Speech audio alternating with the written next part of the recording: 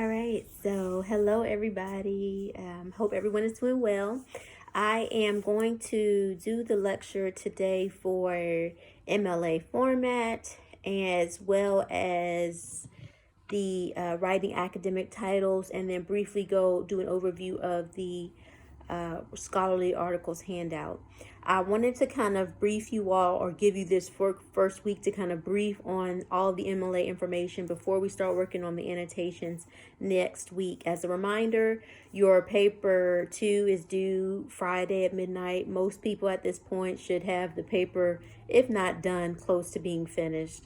Of course, we've pushed the due date back as a result of the pandemic and us no longer meeting face to face. So my expectation is that most of you all will have the paper written by this point. And as I said in the announcement, I'm grading the paper assignments. Paper 1 and paper 2 is basically pass fail, just because we don't have the advent for paper 2, especially of being able to discuss it. And normally I do try to give you all the opportunity to revise one of the 2 papers. I was going to give that as a possible option later on in the semester, but obviously now we can't do that. So I'll grade both of them as pass fail. I hope to get all the grading done to get us caught up this week. I moved over the process of spring break, so that put me significantly behind. And then, of course, the situation happened with us being kept out of the classroom. So I've had to kind of try to catch up with that. And then my daughter also,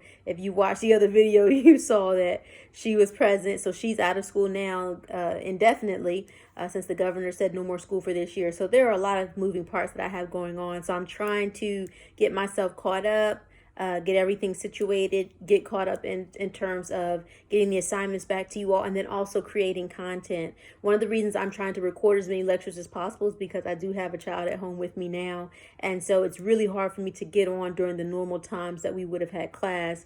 And if any of you all remember, I teach my classes all day Tuesday and Thursday. So with a 6-year-old who has to be kind of watched constantly, that's nearly impossible to do. So one of the reasons why I am doing the pre-recorded lectures is so I can try to carve out time to be able to get through the entirety of the lecture without having to constantly stop or be interrupted as a result of having my child with me. And so I'm going to do as much as I can to try to get things recorded so then I can just go ahead and upload them as we approach the coming week. So again, I just ask you to bear with me because I'm trying to do a lot of the work on the front end. So as we get further along into the latter half of the semester, I already have the material and I literally can just go in and upload it on those days. And then I'm still working on the schedule for when I'll be able to get on to do kind of live interaction. I'm thinking that Tuesdays will probably be the best day for me, but because, like I said, the recent change of my daughter not going back to school at all, now I have to make sure that, you know, she's covered during certain times. So as soon as I get that finalized, then I'll be able to post something and let you all know when I will be live. And that will be probably in the Blackboard Collaborate feature that is in Blackboard. And I'll carve out times during the week that I'll be able to come on, and just if you need to talk or ask questions, I can address those with you. And I apologize if you hear some whining. I do have a dog in the background that does not like to be locked up. So if you do hear that, that is because she is in her crate and she does not want to be in her crate. All right, so I'm going to try to hit on the most important things with MLA. As I said when we were prior to us breaking for spring break, I told you all that it's really important for the research paper that you have the items as correct as possible. And that's the goal of teaching you MLA format, so you know how to do citation. Remember, there are many different citation styles that you can do, but we do MLA in the English department, and so that's the one that I'm going to require that you do for your research paper. And as I mentioned, you just need to make sure that all of the scholarly sources that you use and the popular sources are cited in MLA format. That simply means anytime you use an outside source for the research paper, you have to make sure you cite where that information came from. Basically, MLA format is just a uniform way for all of us who are writing papers to determine how we're going to share where we got our sources from. And of course, if you were using APA, then it would be APA format. If it was Chicago style, Associated Press, Turabian, there are many different kinds, but we'll be using MLA. And MLA basically just stands for Modern Language Association. It's a citation format that we use so that we can ensure that sources are cited correctly. And typically it's used in humanities disciplines. I'm going through the MLA PowerPoint now and pointing out the most important things, but remember, it is your responsibility to make sure that you go through and review and read everything that's there, so that when it comes time to do your citation, you are very familiar with what you need to have.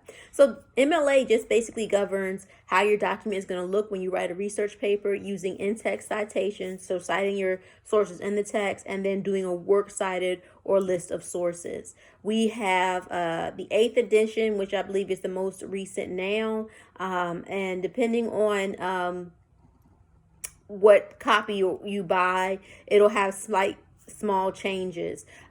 Since the last, I would say, 5 to 7 years, there haven't been too many drastic major changes, but each edition of MLA does offer updates so that we can ensure that they're correct. With the 8th edition that came in 2016, some of the most important things were they changed some of the abbreviations for things like editors.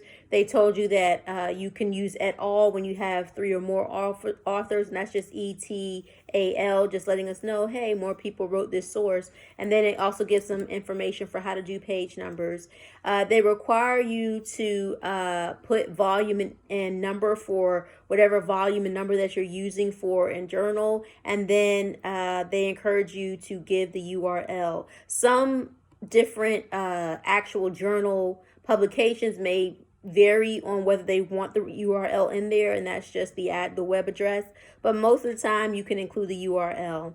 And then there are some other kind of additional miscellaneous things that you just want to be of note of. The main thing to remember is that our MLA format is the basic style format that I've been requiring you to use for your papers, even before we got to the research paper. And that's 8.5 by 11, double space, Times New Roman font, 1-inch margins. That's pretty much it. Okay, so the same way that you've been turning in your actual paper 1 and paper 2 is the same kind of format guidelines that you'll have for MLA for the research paper. Remember, MLA is the simplest form of citation style. You're not required to have a title page. So when you go through the PowerPoint, you'll see that literally you'll just have your header, your title, and then jump right into your paper. No need to make a fancy title page. Okay.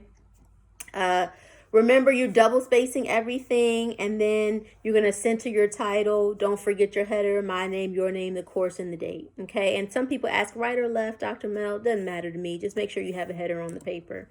There's a sample first page in the PowerPoint so you can see what it looks like, so you know what your research paper should look. Remember, I cut down the research paper length to 6 pages, praise the Lord, just because of everything that we have going on. So it should actually be easier for you to get that information on the page. I also cut down the required sources to 5, and then remember 6 pages plus the works cited. So this should be a little less daunting. I know some people were concerned about the 8, and honors actually had 10. So I think with us having 6 pages, we should have a good chance that everyone will feel comfortable with being able to produce what's required in MLA format.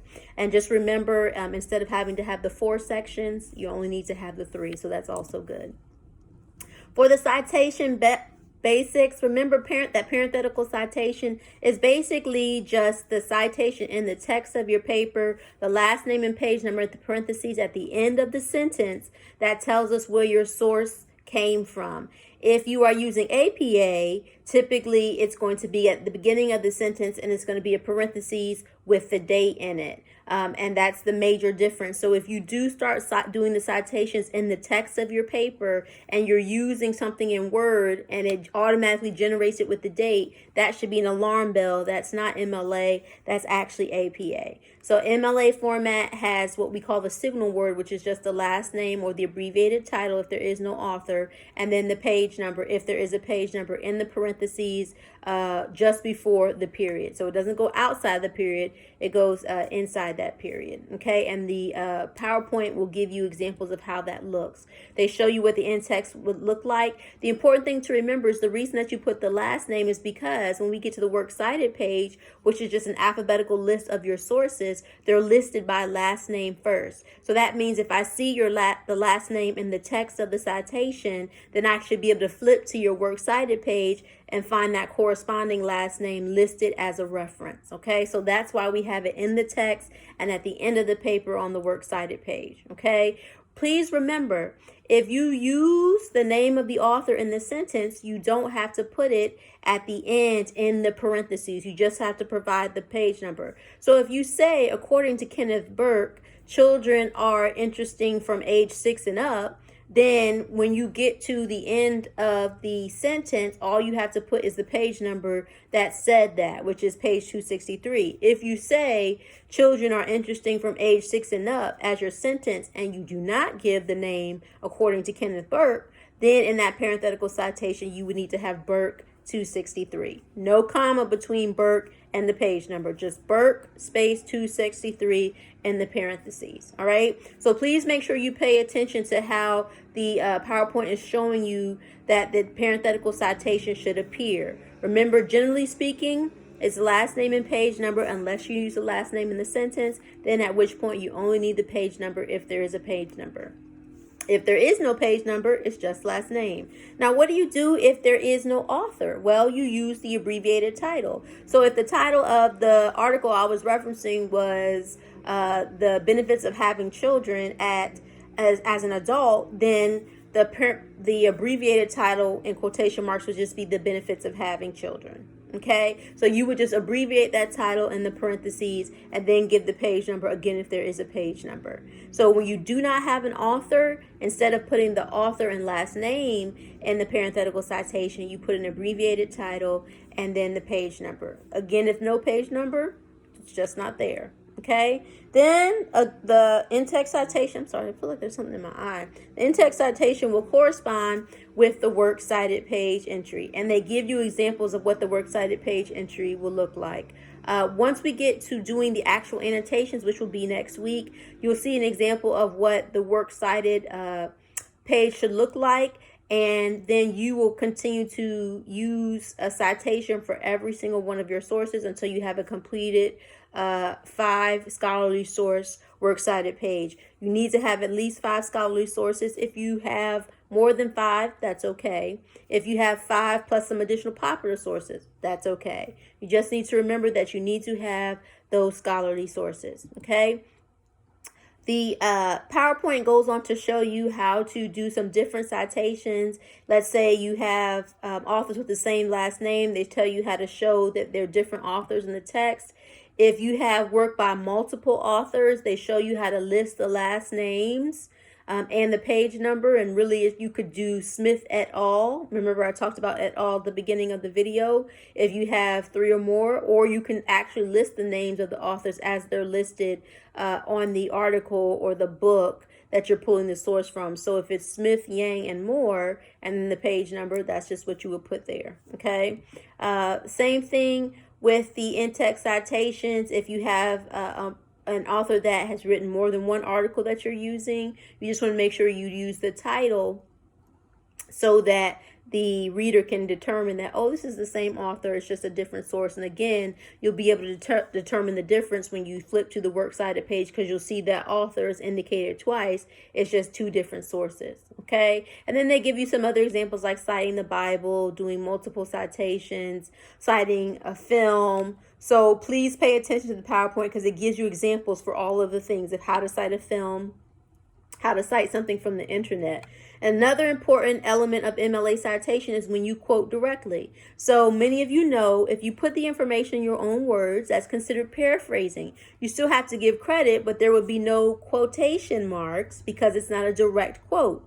An indirect quote is just you paraphrasing what was said in the book. So you can talk about Burke discusses this. He shows us that, he references this article is very important, and then you would just put, again, page number or last name page number if it's not included in the sentence. Now, if you are directly quoting something, meaning you're saying it word for word as it appears in the article or the book or whatever you're using, you have to use quotation marks. That's really important. If you do not indicate that you're taking information from someone else and putting it in your paper, and you don't show that it's a quote, then it's what? Plagiarism. Okay. And of course, you will suffer accordingly for that. So please make sure that you indicate if something's a direct quote, you give credit where credit is due. You put quotation marks around that statement. Remember, 3 lines or less, you don't actually have to indent the item that you are including in the paragraph. But 4 lines or more, you have to indent. So that means whenever you get to a passage that you want to quote directly from an article or a book and it's more than 4 lines, you simply copy and paste it into the paper, and then make sure it has an indentation if it's 4 lines or more. If it does, it doesn't need those quotation marks, because the indentation actually shows you that, hey, this is coming from somebody else. For the works cited page, remember it's going to be last name, first name, and then the citation information. Typically, it's the title of the book or the article. If it's a book, after the title in italics, you will give the place of publication and then the publisher and the year. That's it. Citations for books are really, really easy. If you're doing a journal article, you got to do a little more. You have to give the author or authors, if there's more than one, the title of the article in quotation marks, and the title of the journal. So if it's the Journal of Science and Medicine, that will come after the actual title of the article in italics. Then you're going to give the publication information and the volume and issue, okay? And then the page numbers. Why? Because most journals have multiple articles, which means it's many different pages. So if I were to look up the information for your article, I want to be able to find it quickly. So that's why you want to make sure you include the page numbers. It's important that if the article or the book has page numbers, that you put it in the citation. If you don't, it's incorrect. I've had students tell me, oh, Dr. Mel, there are no page numbers. And then I pull up the article or the journal and there are the page numbers. Okay. So please make sure when you are doing this citation, especially for the in-text citations and the reference page, the in-text citation has the exact page number where the information that you're using came from, and then the works cited entry has the range of pages. So if it's 63 to 72, that's what appears at the end of the works cited page. But in the actual in-text citation, it's just whatever page the information came from. So it might be 71, okay? And that's all that would be included. Or if you do a quote or paraphrasing from 2 pages in the book, then you could put 71 to 72 in the parenthetical citation. Okay, and then again, the PowerPoint shows you the many different types of citations or reference list items you can do. So if you do an interview, if you do a web page, all of these are here for you, okay? In addition to the PowerPoint that's there, if you go to the Purdue OWL, and I will provide the link when I post the announcement for this video. If you go to the Purdue OWL website, they also have a great resource or database to show you how to do MLA citation style. So I encourage you, in addition to looking at the PowerPoint that I provided, also utilize that. Of course, Microsoft Word actually has a wonderful feature where you can do the reference in MLA format. You just have to make sure that you switch it to that. I posted a video, I believe, that shows you how to use the citation machine or generator in Microsoft Word. So please check out those other videos that I have in the video folder for this week, because I think it does include, I'm pretty sure if it's not this week, it's next week. It also includes how to use the citation generator. There are so many wonderful resources on YouTube about how to use or do citation style in MLA. And so I included one of the helpful videos for you. Now I'm going to pivot and just go to the writing academic titles PowerPoint, just to emphasize that you need to make sure that your paper has an academic title. So your title of your research paper is not research paper. It ain't English 102 essay. It's not the name of your social issue, which is Black Lives Matter. That's not a title. That's a subject. Okay. Racism is not a title. That's the subject. Okay. So please make sure when you're doing your title for your research paper, you actually write an academic title. Okay. The purpose of our titles are to help us prepare as readers to understand and believe what your paper is telling us. Okay. So it's important. It's more than just a label. It's a great way for you to give your reader a snapshot into what your paper is going to be on. So don't forsake the value of your title. Remember, it's a privileged place in your text. It matters. It expresses your ideas, helps you demonstrate what your argument is. The reason we have titles is to tell what the content is on, make your reader interested in wanting to read what you're providing, and then use keywords so that if someone wants to look up research about what you wrote on, they can locate your research paper or your article or whatever it is you wrote, because the information is in the title. An effective title is not something that just usually pops up. It's something that's revised over time. So for example, I told you all that I'm in school right now. I just changed my title for my research project that I'm doing for my doctorate degree, my second one. So it changed. That had been my title basically all the way through my research until this point where I realized like we needed to shift it a little bit because my research shifted a little bit. So please know you should be kind of working through your title as you get to the writing phase of the paper. Okay, you want to make sure that it attracts readers, but it is also clear about what it is you're discussing, and you want to make sure it's appealing as well. A lot of times people will use kind of some catchy words, alliteration, or rhyming, or even a saying that's popular, just so that it brings people in and gives them a desire to want to read what you're saying. So I give you a couple different types of titles that you can use for your research paper.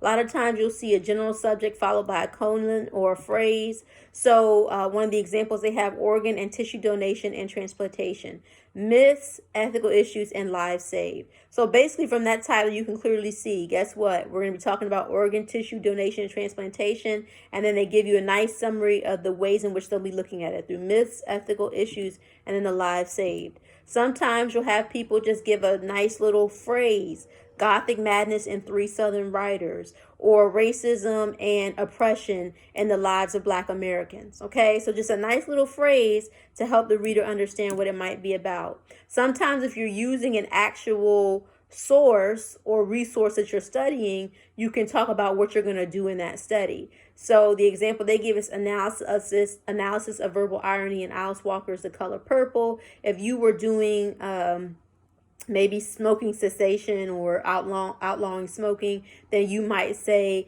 examining the benefits of eliminating smoking amongst American youth. Okay, so another way just to say this is what I'm looking at in this subject.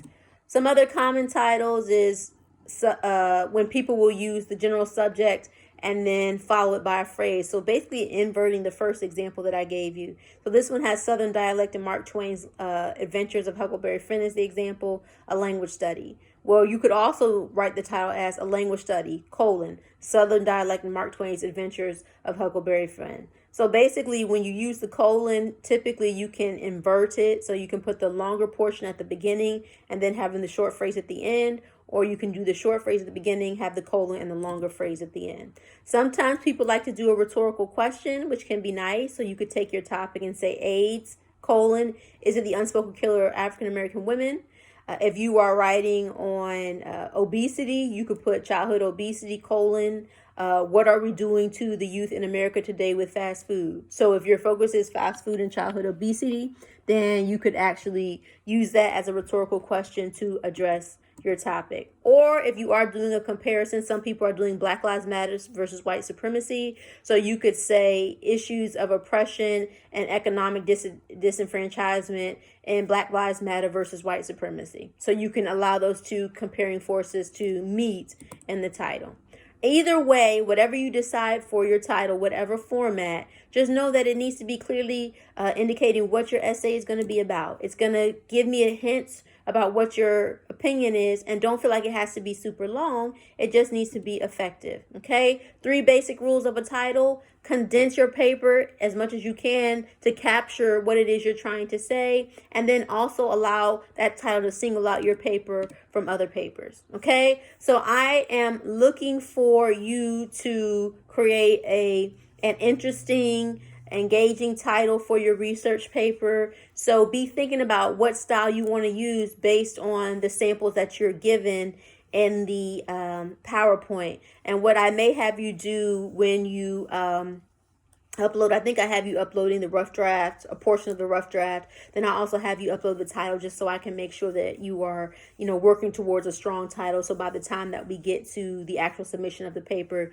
you feel confident that you have a good, strong title to indicate what it is you're writing on for your research paper. Okay, so those are the 2 main things. Please also review what is a scholarly article, that handout, so that you can make sure you understand that scholarly sources are basically sources written by peer-reviewed individuals, people that are experts in their field. It's not a popular genre like a Times Magazine, not a U.S. News World Report, not a New York Times, Washington Post. Those are all popular sources. Scholarly is going to be books, textbooks, government websites, journal articles. For the sake of this course, that's what we're limiting it to. And then also university kind of research pages.